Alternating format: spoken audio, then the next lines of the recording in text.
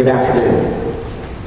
My name is Christopher Smitherman, and I'm going to tell you a little bit about me that you might not know. One is I'm one of 6 children, and I'm a country boy.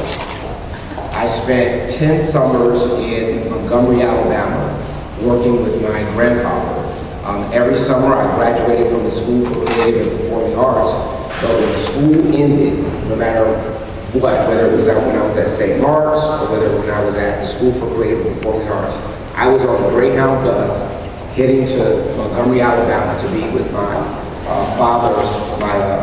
mother's father.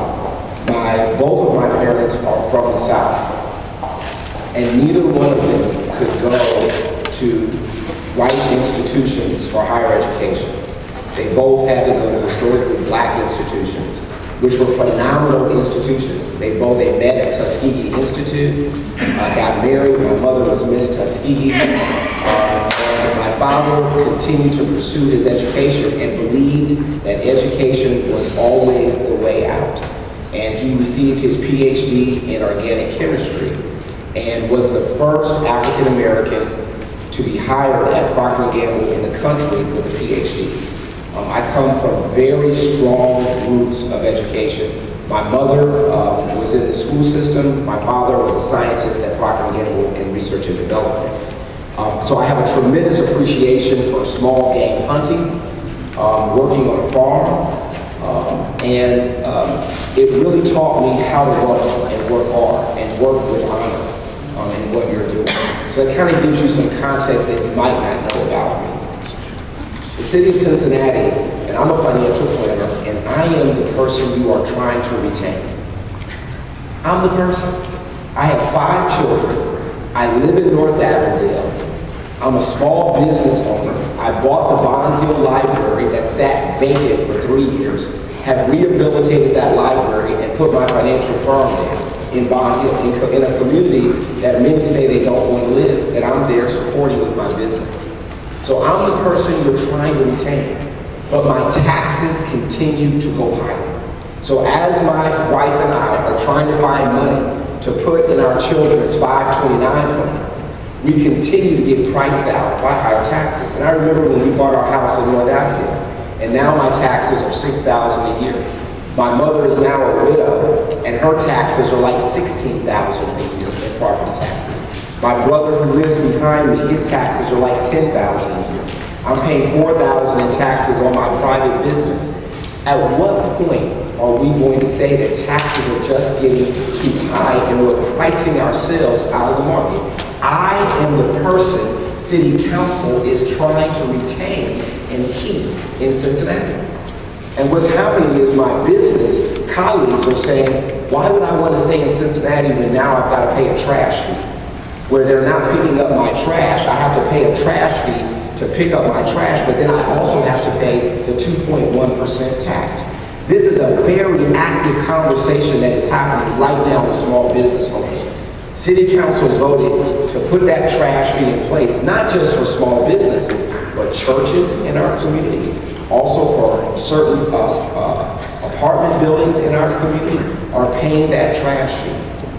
What I want to suggest to you is that we are bringing in $350 million of revenue.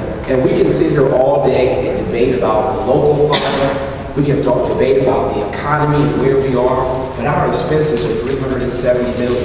We have a structurally imbalanced budget for 2014, 2015, and 2016.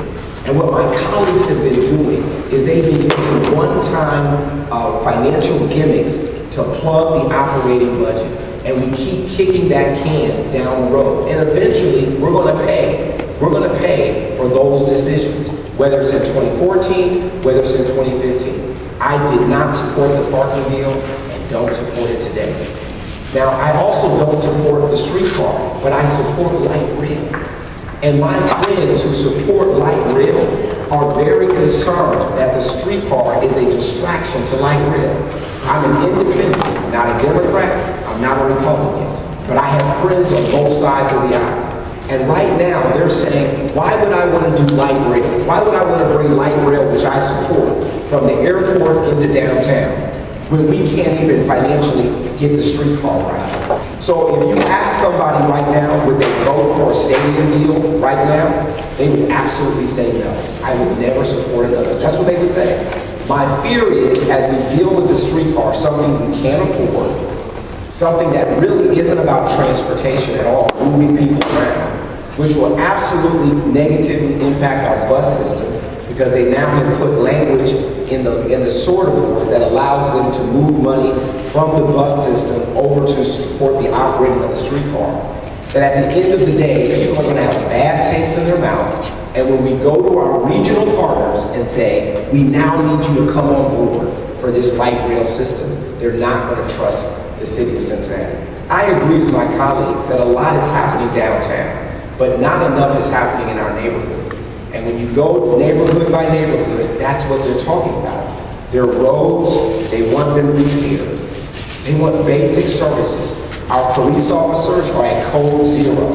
They want police officers to respond to their homes fast. We have brownouts with our fire department, 5 brownouts every day. All of those are symptoms of a budget that's under tremendous stress.